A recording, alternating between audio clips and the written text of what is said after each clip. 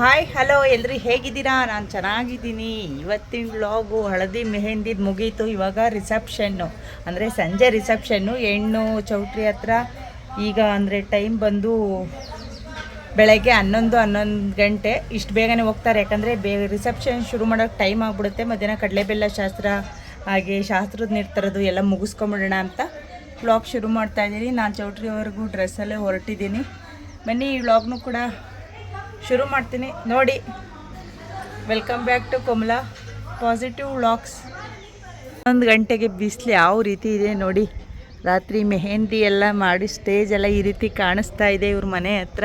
ಇವ್ರದ್ದು ಮೇಯ್ನ್ ರೋಡ್ಗೆ ತಿಪ್ಟೂರಲ್ಲಿ ಇರೋದ್ರಿಂದ ಇಲ್ಲಿ ಕೆಲಸ ಮಾಡೋರಿಗೆಲ್ಲ ಈ ಜಾಗದಲ್ಲಿ ಕೆಲಸ ಮಾಡ್ತಾ ಇದ್ದಾರೆ. ಅದೇನು ಕಬ್ಬಣದ್ದೆಲ್ಲ ಅಂದರೆ ರೋಡ್ ಕೆಲಸ ಅಂತ ಅಂದ್ಕೊತೀನಿ. ಮೇ ಬಿ ಇಲ್ಲ ಎತ್ತಿನ ಹೊಳೆದು ಆ ಥರ ಕೆಲಸ ಪ್ರೋಗ್ರೆಸ್ ಏನಾದರೂ ಇರ್ಬೋದು. ಅಪ್ಪ ಈ ನೋಡಿ ಬಿಸಿಲಿಗೆ ಕಣ್ಣು ಬಿಡೋದು ಕಷ್ಟ ಆಗ್ತಾಯಿದೆ ನೋಡಿ. ಮೆಹಂದಿ ನಾನು ರಾತ್ರಿ ಬಿಡಿಸ್ಕೊಂಡಿದ್ದು ಮೆಹಂದಿ ಯಾವ ರೀತಿ ಕಾಣಿಸ್ತಾ ಇದೆ. ನನಗೆ ಮೆಹಂದಿ ಅಂದರೆ ತುಂಬ ಇಷ್ಟ, ಅದಕ್ಕೋಸ್ಕರನೇ ಸ್ವಲ್ಪ ದೊಡ್ಡದಾಗೆ ಬಿಡಿಸ್ಕೊಂಡಿದ್ದೆ. 2 ಕೈಗೂ ಈ ರೀತಿ ನೋಡಿ. ನಾನು ನೈಲ್ ಆರ್ಟು ಮತ್ತು ಮೆಹಂದಿ ಈ ರೀತಿ ಕಾಣಿಸ್ತಾ ಇತ್ತು ನೋಡಿ.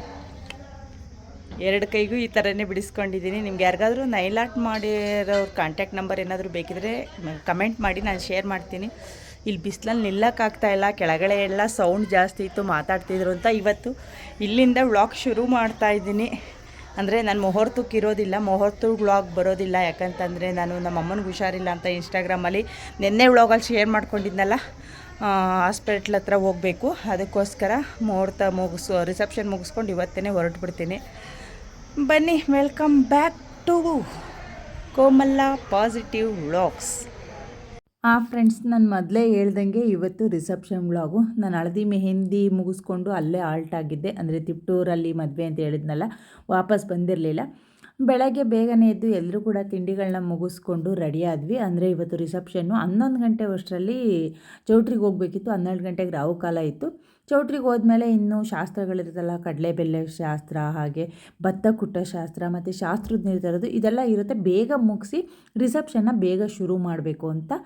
ರಿಸೆಪ್ಷನ್ಗೆ ಚೌಟ್ರಿಗೆ ಹೋಗೋದಕ್ಕೂ ಮುಂಚೆ ಮನೆಯಲ್ಲಿ ತುಂಬ ಶಾಸ್ತ್ರಗಳು ಇರುತ್ತೆ. ತುಂಬ ಶಾಸ್ತ್ರಗಳು ಅಂತಂದರೆ ಒಂದೊಂದು ಕಡೆ ಒಂದೊಂದು ಥರ ಶಾಸ್ತ್ರಗಳಿರುತ್ತೆ. ತಿಪ್ಟೂರು ಸೈಡು ಈ ಶಾಸ್ತ್ರ ನಮ್ಮ ಸೈಡ್ ಇರೋದಿಲ್ಲ. ಅದು ಯಾವ ಶಾಸ್ತ್ರ ಅಂದರೆ ಈ ರೀತಿ ಹಣೆಗಿಡೋದು ಅದೆಲ್ಲ ಇರುತ್ತೆ. ಆದರೆ 4 ಮೂಲೆಗೆ ಅಕ್ಕಿನ ಹಾಕಿ ಅದಕ್ಕೆ ಸ್ವಲ್ಪ ಚಿತ್ರ, ಅಂದರೆ ಅದೊಂಥರ ಚಿತ್ರ, ಒಂದು ರಂಗೋಲಿ ಥರ ಚಿತ್ರ ಬಿಡಿಸಿ, ಇನ್ನು ಮಧ್ಯ 5 ಬಾಕ್ಸಲ್ಲಿ ಹಾಕಿ, ಇನ್ನು ಮಧ್ಯ ಹೆಣ್ಣನ್ನು ಕೂರ್ಸೋ ಹತ್ರನೂ ಅಕ್ಕಿ ಹಾಕಿ ನೋಡಿ. ಆ ಮಣೆ ಅಡೆ ಅಕ್ಕಿ ಕಾಣಿಸ್ತಾ ಇದೆ.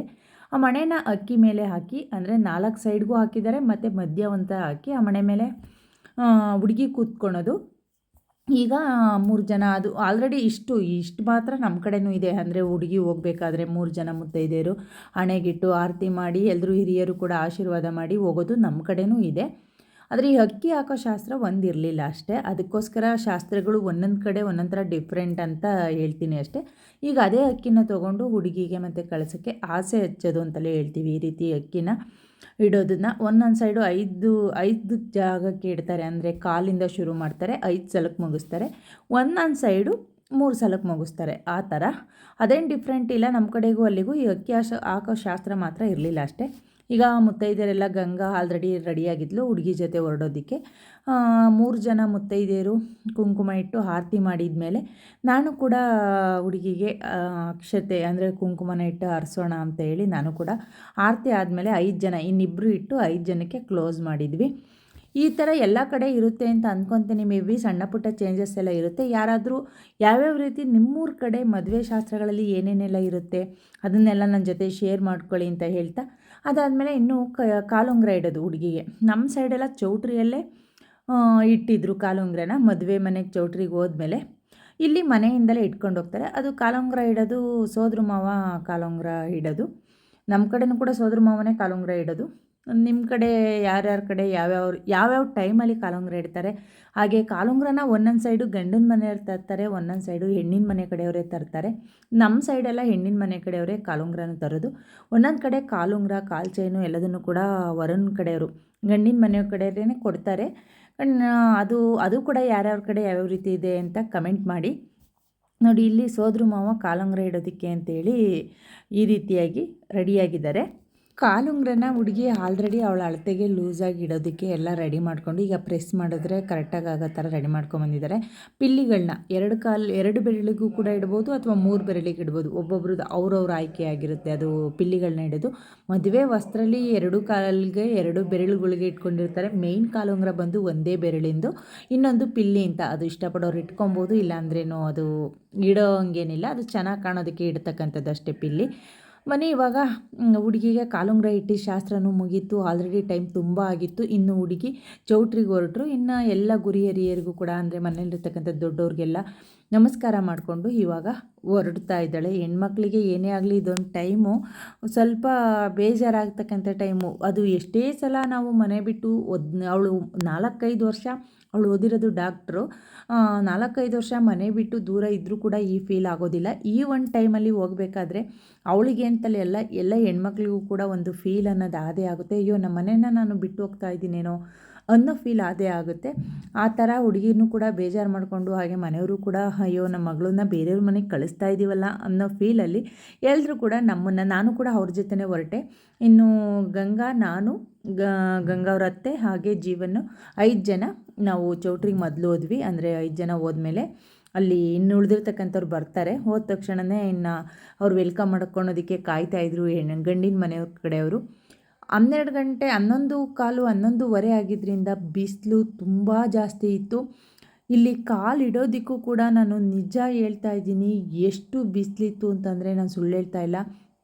ಗಂಗಾ ಮತ್ತು ಇನ್ನು ಉಳಿದಿರ್ತಕ್ಕಂಥ ಸ್ವಲ್ಪ ಜನಗಳಿಗೆ ಇದು ಇಲ್ಲೆಲ್ಲ ಅಲ್ಲಿ ಬ್ಲ್ಯಾಕ್ ಕಲರ್ ಟೈಲ್ಸ್ ಇದೆ, ಅದ್ರ ಮೇಲೆ ಹತ್ತಿ ಹೋಗ್ಬೇಕಾದ್ರೆ ಕಾಲು ಬೊಬ್ಬೆ ಬಂದ್ಬಿಡ್ತು. ನಾನಂತೂ ವಿಡಿಯೋ ಮಾಡ್ಕೊಂಡು ಹಿಂದೆ ನಿಂತಿದ್ದೆ, ಚಪ್ಪಲಿ ಬಿಟ್ಟಿರಲಿಲ್ಲ. ಇವ್ರ ಕಾಲಿಗೆಲ್ಲ ನೀರು ಹಾಕಿಸ್ಕೊಂಡು ಹೋದ್ರಲ್ಲ, ಅದರಿಂದ ನಿಜವಾಗ್ಲೂ ಕಾಲು ಬೊಬ್ಬೆ ಬರುವಷ್ಟು ಬಿಸಿಲಿತ್ತು. ಇಷ್ಟು ಬಿಸಿಲು ನಮ್ಮ ಜಿಲ್ಲೆ ಅಂದರೆ ತುಮಕೂರು ಜಿಲ್ಲೆಯಲ್ಲಿ ಇಷ್ಟು ಬಿಸಿಲು ನಾನು ನೋಡಿದ ಮಟ್ಟಿಗೆ ಯಾವತ್ತೂ ಇರಲಿಲ್ವೇನೋ ಅಂತ ಅನ್ನಿಸ್ಬಿಡ್ತು.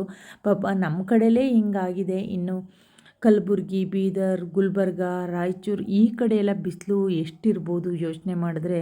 ಪಾಪ ಅವರೆಲ್ಲ ಕೆಲಸನೂ ಕೂಡ ಮಾಡ್ತಿರ್ತಾರೆ. ನಾವು ಬೇಕು ಅಂದರೆ ಮಾತ್ರ ಕೆಲಸ ಆಚೆ ಹೋಗಿ ಮಾಡ್ಬೋದು, ಇಲ್ಲಾಂದರೆ ರೆಸ್ಟ್ ಮಾಡ್ಬೋದು. ಆದರೆ ಆ ಸೈಡ್ ಅವ್ರಿಗೆ ಕೆಲಸ ಮಾಡ್ದಲೇ ಇದ್ದರೆ ವಿಧಿನೇ ಇಲ್ಲ. ಇಷ್ಟು ಬಿಸಿಲಲ್ಲೂ ಕೂಡ ಮನೆ ಮಂದಿ ಎಲ್ಲ ಆಚೆ ಕೆಲಸ ಮಾಡ್ತಾ ಇರ್ತಾರೆ. ನನಗಂತೂ ಅವರೆಲ್ಲ ಹೆಂಗೆ ಕೆಲಸ ಮಾಡ್ತಾರೆ ಅನ್ನೋದಂತೂ ನಿಜವಾಗ್ಲೂ ನೆನಪಿಸ್ ಮಾಡ್ಕೊತೀನಿ. ಇಲ್ಲೂ ಕೂಡ ಯಾರಾದರೂ ರೋಡ್ ಕೆಲಸ ಮಾಡೋರು ಇರ್ತಾರಲ್ಲ, ಅವ್ರು ನೋಡಿದ್ರೆ ಪಾಪ ನಾವು ಬಿಸಿಲು ಅಂತ ಎಷ್ಟು ಒದ್ದಾಡ್ತಾ ಇದ್ದೀವಿ, ಅವರು ಅದೇ ಬಿಸಿಲಲ್ಲಿ ಇಷ್ಟು ಗಟ್ಟಿ ಕೆಲಸ ಮಾಡ್ತಾ ಇರ್ತಾರಲ್ಲ. ಜೀವನ ಅನ್ನೋದು ಎಷ್ಟು ಕಷ್ಟ ಇದೆ, ನಾವು ನೋಡಿದ ಮಟ್ಟಿಗೆ ನಮ್ಮದೇ ಕಷ್ಟ ಅಂತೀವಿ. ನಮಗಿಂತ ಕಷ್ಟಪಡ್ತಕ್ಕಂಥವ್ರು ತುಂಬ ಜನ ಇದ್ದಾರೆ ಅನ್ನೋದು ಅರ್ಥ ಮಾಡ್ಕೊಬೇಕು ನಾವು. ನಮಗಿಂತ ಮೇಲನ್ನ ನೋಡಿ ಅದಿಲ್ಲ ಇದಿಲ್ಲ ಅನ್ನೋದಕ್ಕಿಂತ ನಮಗಿಂತ ಕೆಳಗ್ಲವ್ರನ್ನ ನೋಡಿ ನಾವಿಷ್ಟು ಚೆನ್ನಾಗಿದ್ದೀವಲ್ಲ ಅಂತ ಅಂದ್ಕೊಬೇಕು ಅನ್ನೋದು ನನ್ನೊಂದು ಇದು ಅಷ್ಟೇ. ಬನ್ನಿ ಇವಾಗ ನಾವು ಒಳಗಡೆ ಬಂದ ಮೇಲೆ ಭತ್ತ ಕುಟ್ಟ ಶಾಸ್ತ್ರಕ್ಕೆ ಐನಾರು ಆಲ್ರೆಡಿ ರೆಡಿ ಮಾಡ್ಕೊಂಡಿದ್ರು. ಯಾಕಂತಂದರೆ ಬೇಗ ರಿಸೆಪ್ಷನ್ ಸ್ಟಾರ್ಟ್ ಮಾಡಬೇಕು ಅಂತ ಐನವ್ರಿಗೆ ಆರ್ಡ್ರ್ ಆಗಿತ್ತು. ಯಾಕಂತಂದರೆ ಜನಗಳೆಲ್ಲ ಬೇಗ ಬರ್ತಾರೆ. 6 ಗಂಟೆ 5:30-6 ಗಂಟೆ ಒಳಗೆ ರಿಸೆಪ್ಷನ್ ಶುರುವಾಗಬೇಕು ಅಂತ. ಅದಕ್ಕೋಸ್ಕರ ಈಗ ಭತ್ತ ಕುಟ್ಟ ಶಾಸ್ತ್ರ, ಈ ಶಾಸ್ತ್ರನೂ ಕೂಡ ನಮ್ಮ ಕಡೆ ಇದೆ. ಆದರೆ ಚೇಂಜ್ ಏನು ಅಂತ ಅಂದರೆ ಗಂಡು ಅಂದರೆ ಇದು ಹುಡುಗಿ ಸೋದ್ರ ಮಾವ ಭತ್ತ ಕುಟ್ಟ ಶಾಸ್ತ್ರದಲ್ಲಿ ಇರಲ್ಲ. ನಮ್ಮ ಕಡೆ 4 ಜನ 3 ಜನ ಆದರೂ ಆಯಿತು 5 ಜನ ಆದರೂ ಆಯಿತು ಭತ್ತ ಕುಟ್ತಾರೆ. ಆದರೆ ಜೆಂಟ್ಸ್ ಇರೋದಿಲ್ಲ. ಇಲ್ಲಿ ಹುಡುಗಿ ಸೋದ್ರ ಮಾವನ್ನ ಭತ್ತ ಕುಟ್ಟ ಹತ್ರ ಶಾಸ್ತ್ರಕ್ಕೆ ಅಂತ ಹೇಳಿ ಕರೆದ್ರು. ಒಂದೊಂದು ಕಡೆ ಒಂದೊಂದು ಥರ ಐತೆ. ಅದೇನು ಶಾಸ್ತ್ರ ಏನು ಅಬ್ಜೆಕ್ಷನ್ ಅಲ್ಲ. ಯಾಕಂತಂದರೆ ಅವ್ರವ್ರು ನಡೆಸ್ಕೊಂಬಂದಿರ್ತಕ್ಕಂಥ ರೂಢಿ ಅಭ್ಯಾಸ ಅವೆಲ್ಲ ಏನು ಪರವಾಗಿಲ್ಲ. ಹೇಳಿದ್ದು ನಮಗೆ ನಮ್ಮ ಕಡೆ ವಾಡಿಕೆ ಬೇರೆ ಕಡೆ ವಾಡಿಕೆ ಅಂತ ಅನ್ನೋದೊಂದಿರುತ್ತಲ್ಲ, ಅದರಿಂದ ಆ ರೀತಿ ಹೇಳಿದೆ. ಇವಾಗ ಎಲ್ಲರೂ ಕೂಡ ಸೇರಿಕೊಂಡು ಹಣೆಗೆ ಅಕ್ಷತೆ ಕುಂಕುಮ ಎಲ್ಲ ಇಟ್ಕೊಂಡು ಈಗ ಭತ್ತ ಕುಟ್ಟ ಶಾಸ್ತ್ರನ ಮುಗಿಸಿದ್ರು. ಅದಾದಮೇಲೆ ಇನ್ನು ನೆಕ್ಸ್ಟು ಏನು ಅಂತಂದರೆ ಶಾಸ್ತ್ರದ ನೀರು ತರೋದು. ಶಾಸ್ತ್ರದ ನೀರು ತರಬೇಕಾದ್ರೂ ಅಷ್ಟೇ ಬಿಸಿಲು ತುಂಬ ಇತ್ತು. ಆಲ್ರೆಡಿ ಅಲ್ಲೇ 3:30-4 ಗಂಟೆ ಅಂದರೂ ಕೂಡ ಬಿಸಿಲೇನು ಕಡಿಮೆ ಇರಲಿಲ್ಲ, ತುಂಬ ಬಿಸಿಲಿತ್ತು. ಈ ರೀತಿಯಾಗಿ ಎಲ್ಲರೂ ಕೂಡ ಶಾಸ್ತ್ರದ ನೀರ ತೊಗೊಂಡು ಇವಾಗ ಹೊರಟರು. ಯಾಕಂತಂದರೆ ಶಾಸ್ತ್ರಕ್ಕೆ ರಿಸೆಪ್ಷನ್ಗೆ ಜನಗಳು ಬರೋದ್ರೊಳಗಡೆ ಎಲ್ಲ ಕೆಲಸಗಳು ಮುಗ್ದಿದ್ರೆ ಬೇಗ ರಿಸೆಪ್ಷನ್ ಆದರೆ ವಾಪಸ್ ಹೋಗೋರು, ಮಳೆಗಾಲ ಆಗಿರುತ್ತೆ, ಬಂದು ಹೋಗ್ತಕ್ಕಂಥವ್ರು ಇರ್ತಾರೆ, ದೂರದಿಂದ ಬರ್ತಿರ್ತಾರೆ. ಅದರಿಂದ ಟೈಮ್ ಸಾಕಾಗೋದಿಲ್ಲ ಅನ್ನೋದು ಇತ್ತೀಚಿನ ಮದುವೆಗಳಲ್ಲಿ ಜನಗಳನ್ನ ವೆಲ್ಕಮ್ ಮಾಡೋದು, ಅದಕ್ಕೆಲ್ಲ ಟೈಮ್ ಬೇಕಲ್ಲ ಅಂತೇಳಿ ಬೇಗ ಶಾಸ್ತ್ರಗಳನ್ನ ಮುಗಿಸಿದ್ರು. ನಮ್ಮ ಕಡೆ ಇದಾಗಿರುತ್ತೆ, ಶಾಸ್ತ್ರದ ನೀರು, ಮುಹೂರ್ತದ ನೀರು ಎಲ್ಲ ತರ್ತಾರೆ. ಎಲ್ಲ ಕಡೆನೂ ತರ್ತಾರೆ ಅಂತ ಅಂದ್ಕೊತೀನಿ, ಇದರಲ್ಲೇನು ಚೇಂಜಸ್ ಇಲ್ಲ. ಬನ್ನಿ ಇವಾಗ ಒಳಗಡೆ ಹೋಗಿ ಇನ್ನೂ ಉಳಿದಿರ್ತಕ್ಕಂಥ ಶಾಸ್ತ್ರಗಳು ಏನೇನೆಲ್ಲ ಇರುತ್ತೆ ಅಂತ ನೋಡೋಣ. ನೀವು ಇಷ್ಟು ದಿನ ನಾನು ಹಳದಿ ವ್ಲಾಗು, ಮೆಹಂದಿ ವ್ಲಾಗು ಎಲ್ಲದನ್ನು ಕೂಡ ನಿಮ್ಮ ಜೊತೆ ಶೇರ್ ಮಾಡಿದೆ. ಅಂದರೆ ಸ್ವಲ್ಪ ಲೇಟಾಗಿ, ಈ ಮದುವೆ ಆಗಿದ್ದು ಬಂದು ಕಳೆದ ವಾರ. ನಾನು ಆಲ್ರೆಡಿ ಒಂದು ವಾರದಿಂದ ವಿಡಿಯೋನ ಶೇರ್ ಮಾಡ್ತಾ ಬರ್ತಾಯಿದ್ದೀನಿ. ಸ್ವಲ್ಪ ಲೇಟಾಗಿ ಶೇರ್ ಮಾಡ್ತಾಯಿದ್ದೀನಿ ಅಷ್ಟೇ, ಯಾಕಂತಂದರೆ ಯೂಟ್ಯೂಬಲ್ಲಿ ಲಾಂಗ್ ವಿಡಿಯೋನ ಎಡಿಟ್ ಮಾಡೋದು ಸ್ವಲ್ಪ ಕಷ್ಟ, ಅದಕ್ಕೋಸ್ಕರ. ಬನ್ನಿ ಇವಾಗ ಶಾಸ್ತ್ರದ ನೀರಂತೂ ತಂದಿದ್ದಾಯಿತು, ಇನ್ನೂ ಇರೋದು ರಿಸೆಪ್ಷನ್ ಅಷ್ಟೇ. ಇನ್ನು ಈ ಫಂಕ್ಷನ್ಗೆ ಆಲ್ರೆಡಿ ರಿಸೆಪ್ಷನ್ ಅಲ್ಲ, ಅಯ್ಯೋ ಮರ್ತೇ ಹೋಗಿದೆ, ಕಡಲೆಬೆಲ್ಲ ಶಾಸ್ತ್ರ. ಇದು ಗೊತ್ತಿದೆಯಾ ಕಡಲೆಬೆಲ್ಲ ಶಾಸ್ತ್ರ? ಇದು ಹುಡುಗಿಗೆ ಹುಡುಗನ ಕಡೆಯವರು ಕಡಲೆ ಬೆಲ್ಲನ ಮಡ್ಲಿಗೆ ಹಾಕಿ ಅವ್ರ ಮನೆ ಕಡೆ ನಮ್ಮ ವಸ್ತು ಇದು ಅನ್ನೋ ಥರ ಮಾಡ್ಕೊತಕ್ಕಂಥ ಶಾಸ್ತ್ರ, ಕೊಟ್ಟು ತರೋ ಶಾಸ್ತ್ರ. ಅಂದರೆ ಹುಡುಗರು ಅಪ್ಪ ಅಮ್ಮ, ಹುಡುಗಿ ಅಪ್ಪ ಅಮ್ಮ ಕೂತ್ಕೊಂಡು ತಾಂಬೂಲನ ಬದಲಾಯಿಸ್ಕೊಂಡು ಹುಡುಗಿ ಮಡ್ಲಿಗೆ ಕಡಲೆ ಬೆಲ್ಲನ ಹಾಕ್ತಕ್ಕಂಥ ಶಾಸ್ತ್ರ. ಇದು ಕೂಡ ಎಷ್ಟು ಕಡೆ ಇದೆ ಗೊತ್ತಿಲ್ಲ, ನಮ್ಮ ಕಡೆ ಅಂತೂ ಇದೆ. ಇವಾಗ ಪೂಜೆ ಶುರುವಾಗಿದೆ, ಹುಡುಗನೂ ಕೂಡ ಇವಾಗ ಕೂತ್ಕೊತಾ ಇದ್ದಾರೆ. ಇನ್ನು ಹುಡುಗಿ ಬರೋದೊಂದು ಬಾಕಿ ಇದೆ. ಹುಡುಗಿ ರೆಡಿ ಆಗ್ತಾಯಿದ್ರು, ಯಾಕಂತಂದರೆ ಮೇಕಪ್ನವರು ಸ್ವಲ್ಪ ಟೈಮ್ ತೊಗೊಂಡು ಹುಡುಗಿನ ರೆಡಿ ಮಾಡಿದ್ರು. ಆದ್ದರಿಂದ ಒಂದು 5 ನಿಮಿಷ ಲೇಟಾಗಿ ಹುಡುಗಿ ಬಂದರು. ಇವಾಗ ನೋಡಿ ಹುಡುಗಿನೂ ಕೂಡ ಹುಡುಗಿ ಅತ್ತೆ ಮಾವನಿಗೆ ಕಾಲಿಗೆ ನಮಸ್ಕಾರ ಮಾಡಿ ಆಶೀರ್ವಾದ ತೊಗೊಳ್ತಾ ಇದ್ದಾರೆ. ಈ ಸಂಪ್ರದಾಯ ಇದೆಲ್ಲ ಮದುವೆಲಿ ಒಂಥರ ಚೆಂದ ನೋಡೋದಕ್ಕೆ. ಒಂದು ಕಡೆ ಬೇಜಾರಾಗ್ತಾಯಿದ್ರೆ, ಒಂದು ಕಡೆ ಹೊಸ ಸಂಬಂಧಗಳು, ಹೊಸ ಮನೆ ಎಲ್ಲದನ್ನು ಕೂಡ ನಾನು ಹೆಂಗೆ ನಿಭಾಯಿಸ್ತೀನಿ ಅನ್ನೋ ಭಯ ಒಂದು ಕಡೆ ಇರುತ್ತೆ, ಆದರೂ ಕೂಡ ಖುಷಿ ಒಂದು ಕಡೆ ಇರುತ್ತೆ ಹೆಣ್ಮಕ್ಳಿಗೆ. ಇನ್ನು ತವ್ರ ಮನೆಗಿಂತ ಹೆಚ್ಚು ನನಗೆ ಗಂಡನ ಮನೆ ಅನ್ನೋವಷ್ಟು ಹೊಂದ್ಕೊಬೇಕಾಗುತ್ತೆ ಗಂಡು ಮನೆಯವ್ರ ಕಡೆಯಲ್ಲಿ. ಅದು ಹೆಣ್ಮಕ್ಳಿಗೆ ಹುಟ್ಟಿನಿಂದಲೇ ಬಂದಿರತಕ್ಕಂಥ ಒಂದು ಭಾಗ್ಯ ಅಂತಲೇ ಹೇಳ್ಬೋದು. ಬನ್ನಿ ಇವಾಗ ಕಡಲೆಬೆಲ್ಲ ಶಾಸ್ತ್ರ ಶುರುವಾಗ್ತಾ ಇದೆ. ಈಗಲೂ ಕೂಡ ಟೈಮ್ ಜಾಸ್ತಿ ಬೇಕು. ಇನ್ನು ಇವಾಗ ಇದಕ್ಕೆ 1 ಅವರ್ ಟೈಮ್ ಬೇಕು ಕಡಲೆಬೆಲ್ಲ ಶಾಸ್ತ್ರ ಆಗೋದಕ್ಕೆ. ಐನವರು ಪೂಜೆ ಶುರು ಮಾಡಿದ್ರು. ಏನೆಲ್ಲ ಇರುತ್ತೆ ಅಂತ ಅಂದರೆ, ಅಲ್ಲಿ ಗೌರಿನ ಮತ್ತು ಕಳಸನ ಹೂಡಿದ್ದಾರೆ, ಅದಕ್ಕೆಲ್ಲ ಪೂಜೆ ಮಾಡಿ ಇನ್ನು ಹುಡುಗ ಹುಡುಗಿರ ಅಪ್ಪ ಅಮ್ಮಗಳು ತಾಂಬೂಲವನ್ನು ಬದಲಾಯಿಸಿ ಇದೇ ಶಾಸ್ತ್ರ ಇರುತ್ತೆ. ಮದುವೆ ಅಂತ ಅಂದರೆ ಇದ್ರಾಗೇನು ಚೇಂಜಸ್ ಎಲ್ಲ ಜಾಸ್ತಿ ಇರೋದಿಲ್ಲ. ನೀವು ನೋಡ್ತಾ ಇರ್ಬೋದು. ಬನ್ನಿ ಇವಾಗ ವಾದ್ಯದ ಸೌಂಡೊಂದಿಗೆ, ಐನಾರದ ಮಂತ್ರದೊಂದಿಗೆ ಈ ಕಡಲೆಬೆಲ್ಲ ಶಾಸ್ತ್ರದ ಒಂದು ಝಲಕ್ನ ನೋಡ್ಬಿಡೋಣ.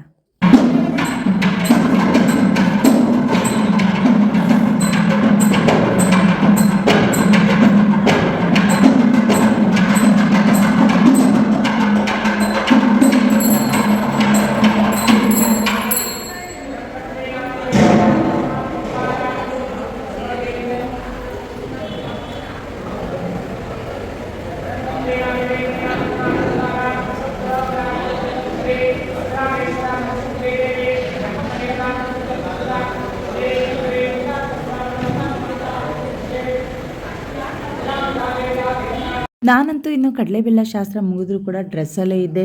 ಈ ಫಂಕ್ಷನ್ಗಳಲ್ಲಿ ವಿಡಿಯೋ ಮಾಡೋರು ಬೇರೆ ಇದ್ದರೆ ನಾನು ಸ್ವಲ್ಪ ನನ್ನನ್ನು ಚೆನ್ನಾಗಿ ತೋರಿಸ್ಕೊಬೋದು.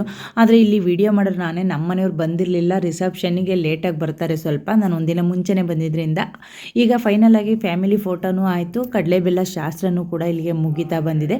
ಅಂದರೆ ಇನ್ನು ಹುಡುಗಿಗೆ ಕಡಲೆಬೆಲ್ಲನ ಮಡ್ಲಿಗೆ ಹಾಕಿಲ್ಲ. ಇನ್ನೊಂದು ಶಾಸ್ತ್ರ ಇದೆ ನೋಡಿ, ಹುಡುಗಿ ಪಕ್ಕ ಹುಡುಗಿ ಸೋದ್ರ ಮಾವನ ಮಗಳನ್ನ, ಅಂದರೆ ಸೋದ್ರ ಮಾವನ ಮಗಳನ್ನೇ ಕುಂಡ್ರಿಸ್ಬೇಕು ಅಂತ ಏನಾಯ್ತೋ ಇಲ್ವೋ ನನಗೆ ಸರಿ ಗೊತ್ತಿಲ್ಲ, ಒಂದು ಹೆಣ್ಣು ಹುಡುಗಿನ ಕುಂಡ್ರಿಸಿದ್ದಾರೆ. ಆ ಹುಡುಗಿಗೂ ಕೂಡ ಮಡ್ಲಿಗೆ ಅವರು ಕಡಲೆ ಮತ್ತು ಕೊಬ್ಬರಿನ ಹಾಕ್ತಾರೆ. ಈ ಶಾಸ್ತ್ರನೂ ಕೂಡ ನನಗೆ ಗೊತ್ತಿರಲಿಲ್ಲ, ಅದು ತಿಪ್ಟೂರು ಸೈಡ್ ಶಾಸ್ತ್ರ. ಅದು ಆ ಥರನೂ ಅನ್ನಿಸ್ತು, ಇದು ಒಂದು ಶಾಸ್ತ್ರನ ಚೆನ್ನಾಗಿದೆ ಅಂತ ಅನ್ನಿಸ್ತು. ಈಗ ಗಂಗಾ ಹುಡುಗಿಗೆ ಮತ್ತು ಹುಡುಗಿ ಪಕ್ಕದಲ್ಲಿ ಕೂರಿಸಿರ್ತಕ್ಕಂಥ ಹುಡುಗಿಗೆ, ಹೆಣ್ಣಿಗೆ ಮತ್ತು ಹೆಣ್ಣಿನ ಪಕ್ಕದಲ್ಲಿ ಕೂರ್ತಿರ್ತಕ್ಕಂಥ ಇನ್ನು ಚಿಕ್ಕ ಹುಡುಗಿಗೆ ಕಡಲೆಬೆಲ್ಲನ ಮಡ್ಲಿಗೆ ಹಾಕ್ತಾ ಇದ್ದಾರೆ. ಇದೆಲ್ಲ ಫಂಕ್ಷನು ಅಂದರೆ ಈಗ ಆರತಿ ಮಾಡಿ ಕಡಲೆಬೆಲ್ಲದ ಶಾಸ್ತ್ರ ಇಲ್ಲಿಗೆ ಎಂಡ್ ಆಯಿತು. ಇನ್ನು ರಿಸೆಪ್ಷನ್ನಲ್ಲಿ ನಾನು ಯಾವುದೇ ವಿಡಿಯೋನು ಕ್ಯಾಪ್ಚರ್ ಮಾಡ್ಕೊಳೋದಕ್ಕೆ ಆಗಲೇ ಇಲ್ಲ, ಯಾಕಂತಂದರೆ ನಾನು ರೆಡಿ ಆಗೋದ್ರೊಳಗಡೆ ಟೈಮ್ ಆಯಿತು. ಗೀತಾ ಈ ರೀತಿಯಾಗಿ ರೆಡಿಯಾಗಿದ್ಲು. ಅದಾದಮೇಲೆ ಇನ್ನು ರಿಲೇಷನ್ಸ್ ಎಲ್ಲ ತುಂಬ ಜನ ಬಂದರು. ತುಂಬ ಜನ ಬಂದಮೇಲೆ ವಿಡಿಯೋ ಕ್ಯಾಪ್ಚರ್ ಮಾಡೋದು ತುಂಬ ಕಷ್ಟ ಆಯಿತು, ಯಾಕಂತಂದರೆ ಕ್ಯಾಮ್ರಾದವ್ರಿಗೆ ಜಾಗ ಇರಲಿಲ್ಲ. ನಾನು ಹೋಗಿ ಅದ್ರ ಮಧ್ಯೆ ವಿಡಿಯೋ ಮಾಡ್ಕೊಳೋದಕ್ಕೆ ಆಗಲಿಲ್ಲ. ಸ್ಟೇಜ್ ಈ ರೀತಿ ಕಾಣಿಸ್ತಾ ಇತ್ತು, ಹುಡುಗಿ ಅಮ್ಮ ಈ ರೀತಿ ಕಾಣಿಸ್ತಾ ಇದ್ಲು. ಇವರು ಫೋಟೋಶೂಟ್ ಮಾಡಿದ್ರಲ್ಲ ಪಾಂಡಿಚೇರಿಯಲ್ಲಿ, ಇವರು ಫೋಟೋಶೂಟ್ ಮಾಡಿದರು. ಅದ್ರ ಫೋಟೋಗಳನ್ನ ಮತ್ತು ವಿಡಿಯೋನ ಹಾಕ್ತಾಯಿದ್ರು, ಅದನ್ನೆಲ್ಲ ನೋಡ್ತಾ ಕೂತಿದ್ವಿ. ಅದಾದಮೇಲೆ ಗಂಗಾ ಈ ರೀತಿ ರೆಡಿಯಾಗಿದ್ಲು, ಗೀತಾ ಈ ರೀತಿ, ಜೀವನು ಎಲ್ಲರೂ ಕೂಡ ತುಂಬ ಮುದ್ದಾಗಿ ರೆಡಿಯಾಗಿದ್ದರು. ನಮ್ಮ ಮನು ಕಾಣಿಸೇ ಇಲ್ಲ ಅಲ್ವಾ, ನಮ್ಮ ಮನುನ ಎಂಡಲ್ಲಿ ಕಾಣಿಸ್ತೀನಿ, ಅವನು ಕೂಡ ಸಖತ್ತಾಗಿ ರೆಡಿಯಾಗಿದ್ದ. ಈಗ ಹುಡುಗ ಹುಡುಗಿ ಸ್ಟೇಜ್ ಮೇಲೆ ಬರ್ತಕ್ಕಂಥ ಸಮಯ ನೋಡಿ. ಮನು ಯಾವ ರೀತಿ ಅವನಿಗೆಲ್ಲ ಸೆಕೆ ನೀರು ಶುರುವಾಗಿದೆ.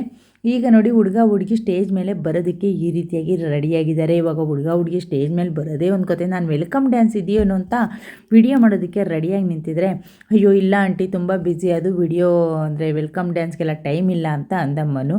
ನೋಡಿ ಹುಡುಗ ಹುಡುಗಿ ಬರೋದೇ ಒಂದು ಕತೆ, ಹೊಗೆ ಒಳಗೆ ಎಷ್ಟು ಚೆನ್ನಾಗಿ ಹೊಗೆ ಬಿಟ್ಟರು. ನಾನು ಇದನ್ನು ಕೂಡ ನೋಡಿರಲಿಲ್ಲ. ಇದರೊಳಗಡೆನೇ ಈಗ ಹುಡುಗ ಹುಡುಗಿ ನಡೀತಾ ಬರ್ತಾ ಇದ್ದಾರೆ. ಸಕ್ಕತ್ತಾಗಿತ್ತು ಮದುವೆ ಅಂತೂ, ಸಕ್ಕತ್ತಾಗಾಯಿತು. ಸದ್ಯಕ್ಕೆ ವ್ಲಾಗು ಕೂಡ ಎಂಡ್ ಆಗೋ ಸಮಯ ಬಂತು. ಮದುವೆ ವ್ಲಾಗೆಲ್ಲ ಶೇರ್ ಮಾಡಿದೆ. ನಾನು ಮುಹೂರ್ತಕ್ಕೆ ಇರಲಿಲ್ಲ, ಯಾಕಂತಲೇ ನಮ್ಮ ಅಮ್ಮನಿಗೆ ಹುಷಾರಿರಲಿಲ್ವಲ್ಲ. ನಾನು ಶಾಸ್ತ್ರ ಮುಗಿಸ್ಕೊಂಡು ಆವಾಗಲೇ ಬಂದು ಬೆಳಗ್ಗೆ ಹಾಸ್ಪಿಟ್ಲ್ ಹತ್ರ ಹೋದೆ. ಅದರಿಂದ ನಾನು ಮುಹೂರ್ತಕ್ಕೆ ಇರೋಕ್ಕಾಗಲಿಲ್ಲ. ಹೇಗೆ ಅನ್ನಿಸ್ತು ಈ ಮದುವೆ? ಸಿಗುವ ಇನ್ನೊಂದು ಒಳ್ಳೆ ವ್ಲಾಗೊಂದಿಗೆ ನಗ್ತಾ ಇರಿ, ನಗಿಸ್ತಾ ಇರಿ, ಜೀವನನ ಬಂದಿದ್ದ ರೀತಿ ಸಾಗಿಸ್ತಾ ಇರಿ. ಟೇಕ್ ಕೇರ್, ಬಾಯ್. ಏನೇನು ವೀಡಿಯೋ ಮಾಡಿದ್ದೀನೋ ಗೊತ್ತಿಲ್ಲ. ರಿಸೆಪ್ಷನ್ ಶುರುವಾದಮೇಲೆ ನಾನು ವೀಡಿಯೋ ಜಾಸ್ತಿ ಕ್ಯಾಪ್ಚರ್ ಮಾಡಲಿಲ್ಲ. ಇವನ್ ಡ್ರೆಸ್ಸು ಇವನ್ನಂತೂ ಹಿಡಿಯೋಕ್ಕೆ ಆಗಲಿಲ್ಲ. ಅದರಿಂದ ರೂಮಿಗೆ ಕರ್ಕೊಂಬಂದು ಹಿಡಿತಾ ಇದ್ದೀನಿ. ಸದ್ಯಕ್ಕೆ ನೋಡಿದ್ರಲ್ಲ, ಹಳದಿ ಮೆಹಂದಿ ರಿಸೆಪ್ಷನ್ ಎಲ್ಲ ವ್ಲಾಗ್ನು ನಾನು ಎಷ್ಟಾಗುತ್ತೋ ಶೇರ್ ಮಾಡಿದ್ದೀನಿ. ಈ ವ್ಲಾಗ್ನ ಇಲ್ಲಿಗೆ ಎಂಡ್ ಮಾಡ್ತಾ ಇದ್ದೀನಿ. ಸಿಗುವ ಒಳ್ಳೆ ಮುಹೂರ್ತಕ್ಕೆ ಇರಲ್ಲ ಅಂತ ನಾನು ಆಲ್ರೆಡಿ ಹೇಳಿದ್ನಲ್ಲ, ಮುಹೂರ್ತಕ್ಕೆ ಇರ್ತಾ ಇಲ್ಲ. ಹೊರಡ್ತಾ ಇದ್ದೀನಿ. ಮತ್ತೊಂದು ಒಳ್ಳೆ ವ್ಲಾಗ್ ಸಿಗ್ತೀನಿ. ಟೇಕ್ ಕೇರ್, ಬಾಯ್. ಮದುವೆ ಜೋರ ಮಾಡು. Done.